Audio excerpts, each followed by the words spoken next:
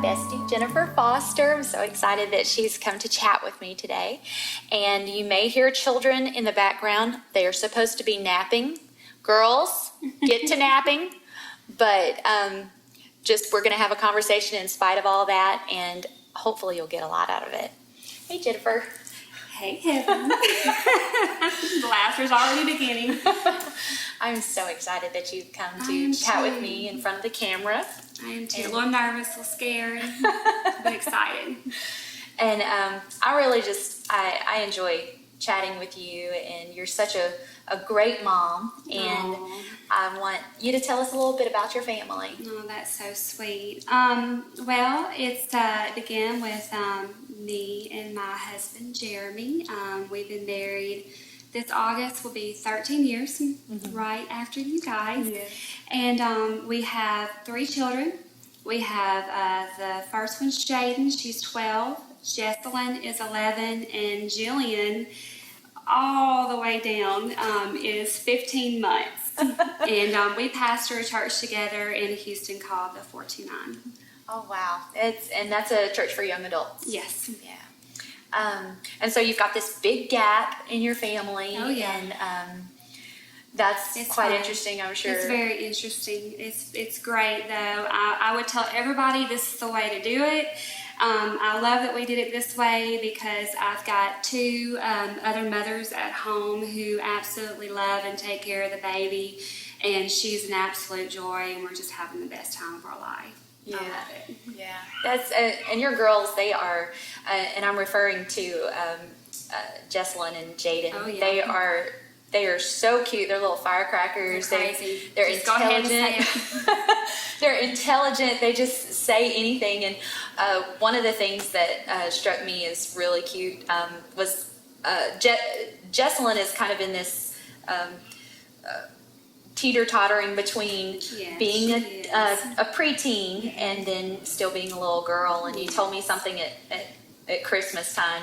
Oh my goodness. Okay, yeah, we always do the Santa's list, and she has several Santa's lists that she would give to us, Jeremy and myself, and then she would make one for the grandparents and then a separate one for her aunts, and every list was always different. And so she started off with the baby dolls and the strollers and high chairs. That's just always been Jessie.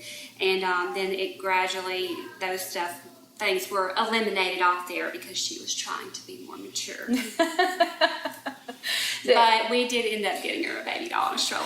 And she was probably really tickled. She loved it. She actually told me, she's like, Mom, I'm really glad Santa brought me that. So, absolutely. So you get to go through that whole preteen childhood thing with Jillian in about 10 years. Oh, gosh. And our children are very close in age, 4 months. I love it. And they're going to be best friends. Yes. We're going to make them be best friends. Cousins. But I want you to tell me a little bit about your childhood. Absolutely. And you had some difficult times in your childhood. I did. My earliest memory is when I was 4 years old. And it's a memory that I have when a family member who was very close to me molested me. And I didn't really know what was happening. He made it like a game. And so this is someone that I dearly loved and trusted. And evidently I knew something was wrong because I did go to my sister and my brother, and I told them what had happened, and then they went and confided into my parents. And I have bits and pieces of social workers coming to my house, and so thankfully something, was done about it. I'm not going to say it was all handled the right way or the way that we would probably handle things now. Right. But yeah, it was definitely rough. And how old were you? I was 4 when it happened. Wow. I'm not sure how long it happened. That was the earliest memory that I had. But it was hard. It was hard, and it was something that wasn't really dealt with after the social worker stepped in and he was punished. It was kind of swept underneath the rug, so to speak. Yeah. And so not until, many, many years later, actually as an adult, married, did I begin to actually start dealing with that. Do you feel like being introduced to sex or molestation early on caused you any problems as a teenager?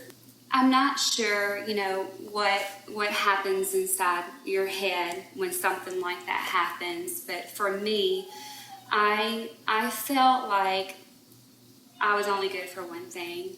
I felt like, and let me just say this, I matured really quickly. Yeah.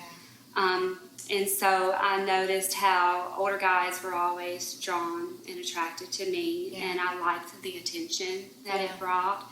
And there was really no one there in my family to show me what negative attention versus positive attention was. Yeah.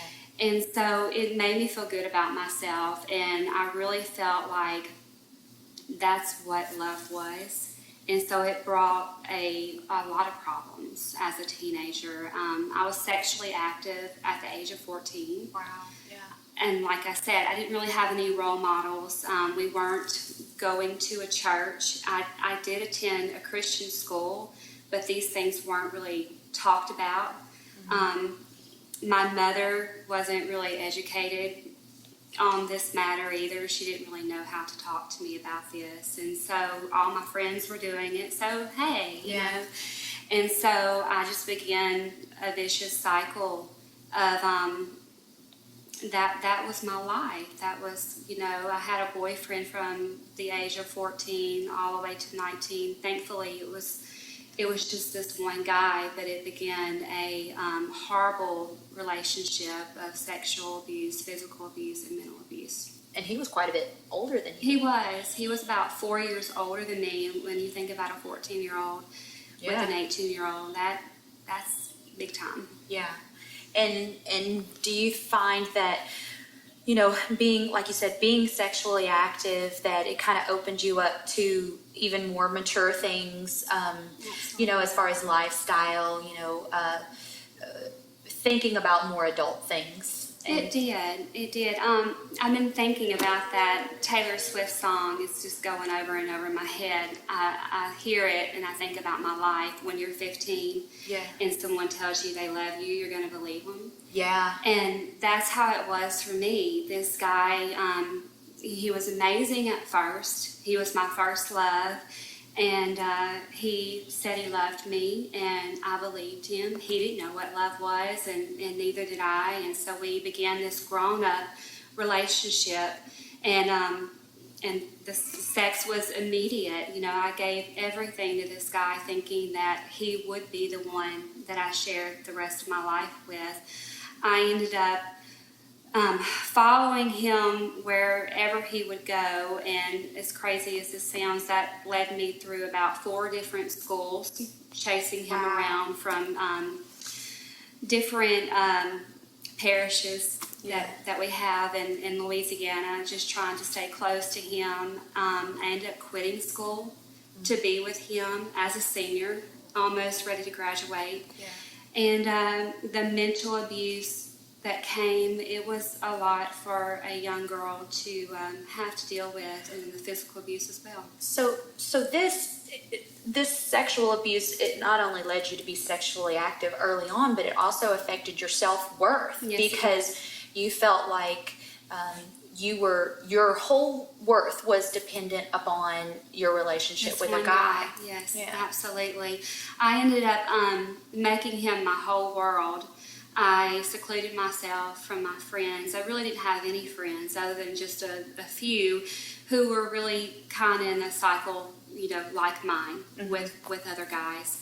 And he was just everything to me. So when there was a threat of him not going to be there anymore for me, I would fall to pieces because I didn't have anything else. He was it for me. Yeah. And at what point did you meet your husband? Where did you meet Jeremy? I met Jeremy, I believe I was 20 years old. I had been in this crazy lifestyle where I was just partying all the time and going from club to club. It was very empty, just searching for something. And a good friend of mine started going to church and invited me, and there he was. And he was crazy, really crazy. And we developed a really good friendship. And I don't know, it just all kind of started going from there. So how long did y'all date before you got married? 3 months, which I don't recommend to anyone. And so you guys had children early on. Yes, we did. Very early. And how did, number one, being a parent, I think, of immediately thrown into being a parent when you're first married, before you get to know someone really well, is hard. Very hard. You know, and that's going to affect any marriage. However, did the sexual abuse and the molestation from back in your childhood affect your relationship with Jeremy at all? It did. I had major trust issues, and so that came into play immediately with our relationship. I was very open with what had happened to me, and Jeremy was actually the one who helped me call it and see it like it was, because I was still making excuses for what had happened to me. But yeah, our relationship was not good in the beginning. It was very abusive, and in a lot of the same ways like what I was used to with my boyfriend in the past. Yeah. I was very abusive to Jeremy, mentally and physically, because that is the only way I knew how to love. Yeah, I find that very interesting, because they always, stereotypically, they say that those that are abused become the abuser. Now, Yeah. you didn't sexually abuse Jeremy. That's not the way that kind of a relationship works between when the woman is the abuser, Yes. normally. But you became physically and emotionally abusive to him, Absolutely. because there was still a hole, there was still a wound there that needed to be Absolutely. healed. So tell me what happened. Well, we, trying to remember, for about 2 years we were married in this vicious cycle, just the abuse, and it got unbearable. And finally, one day, I exploded on him, and just, the typical, I'm leaving you, I want a divorce. That was very common coming from me. And to my surprise, when I left and I tried to come back, he said no more. And I really couldn't blame him at that point. And at this point, both of your girls were born. Yeah, Your we had oldest. 2 girls, and they were, little, maybe probably the age of Jillian right now, 15 months. Yeah. I know they were under 2.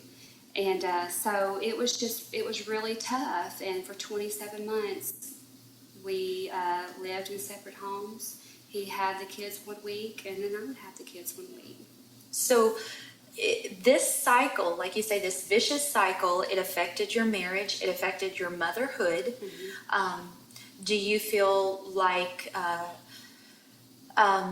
how much did it affect your motherhood, I guess I should say, early on? A lot.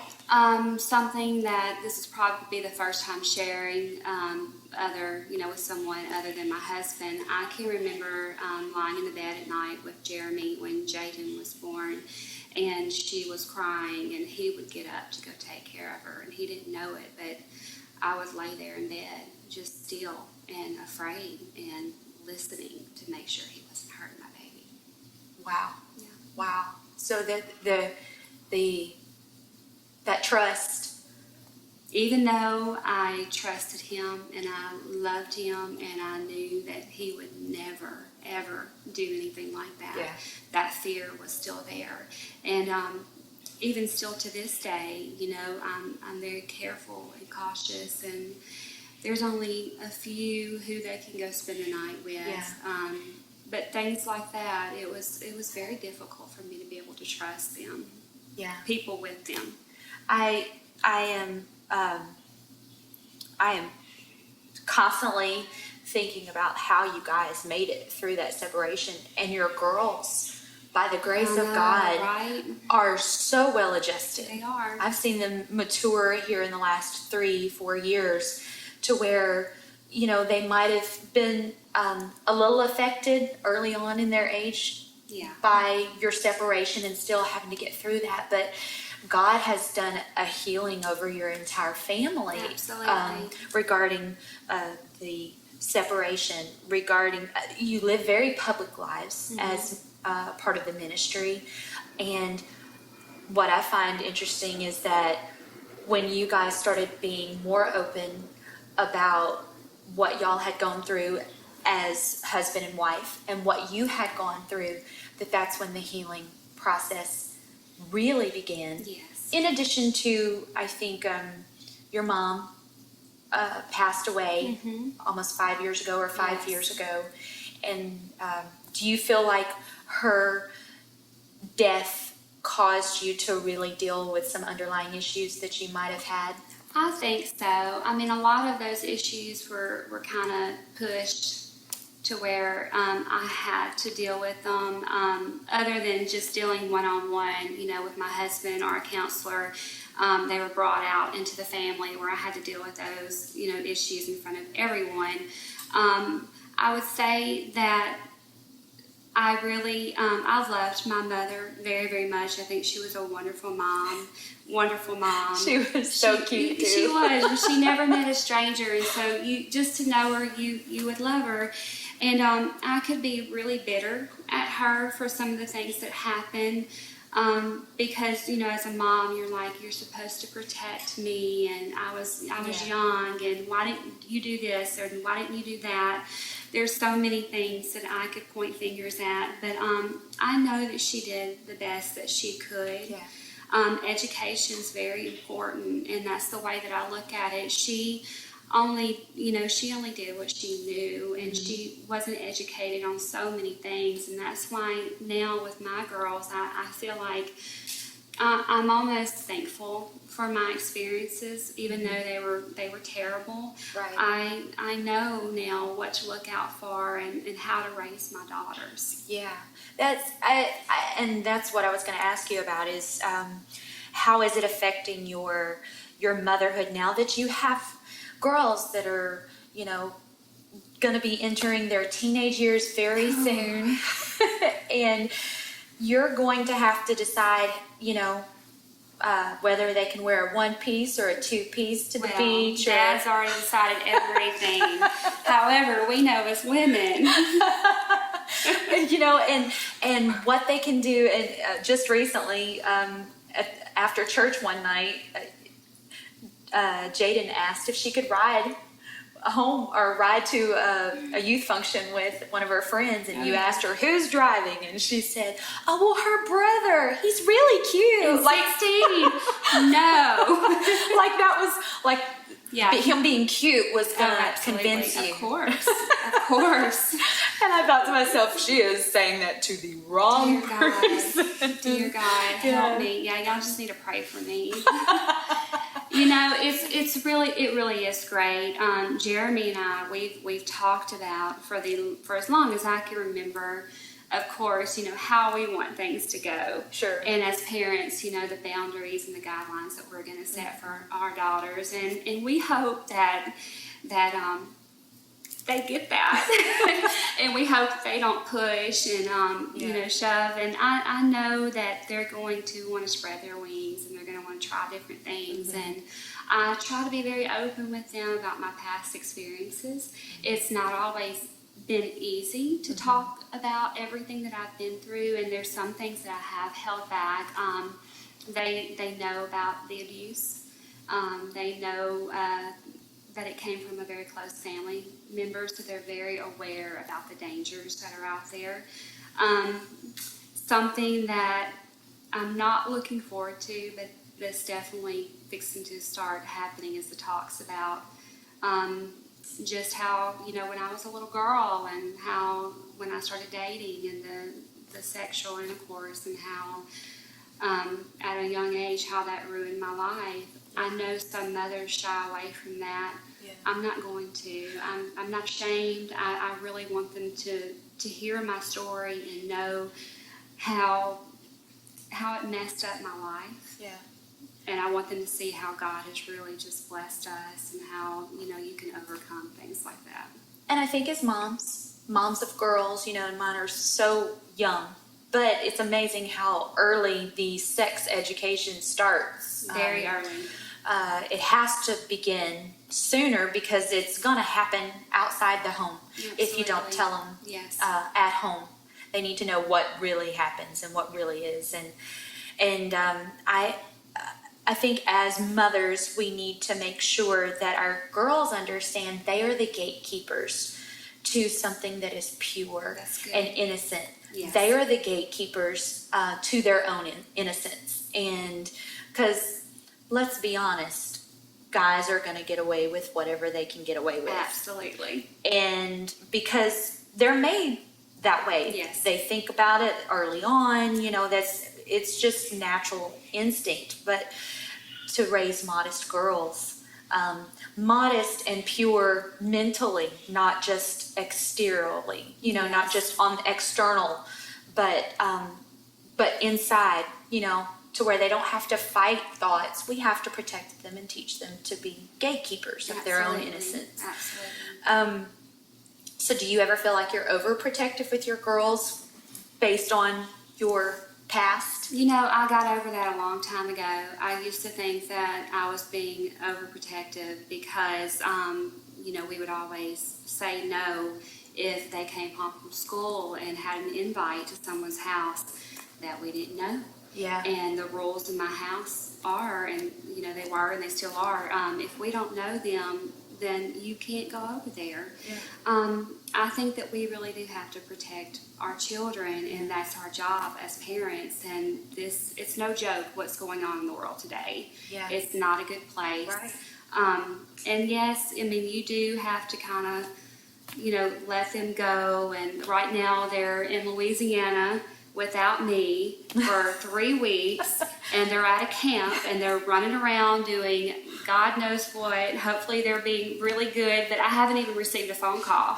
I texted the other night and said, "Are you guys okay?" And that was like at 8 p.m.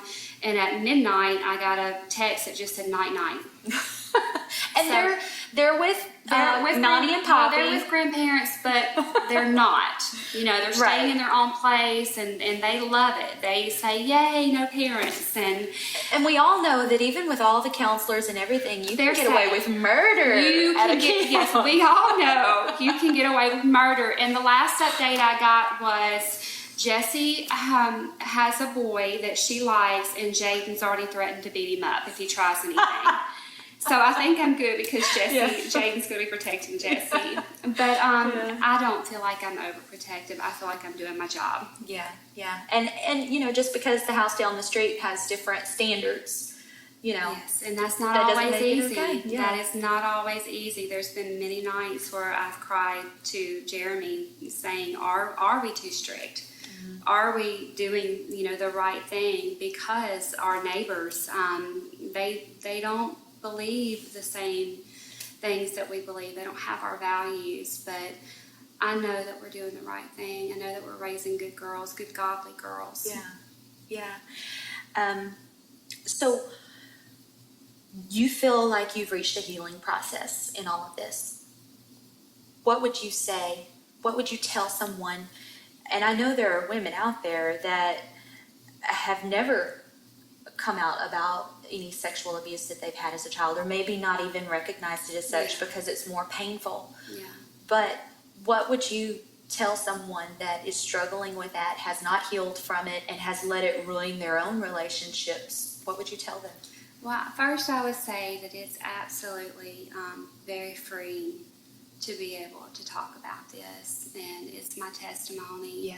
And I'm not ashamed of it, and it's just done so much for me and my life and my marriage, just to be able to speak about this. And I would say, as far as steps, first, trust God.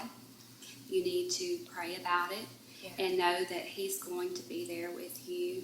And then I would say find someone that you can trust, that you can talk to and confide in.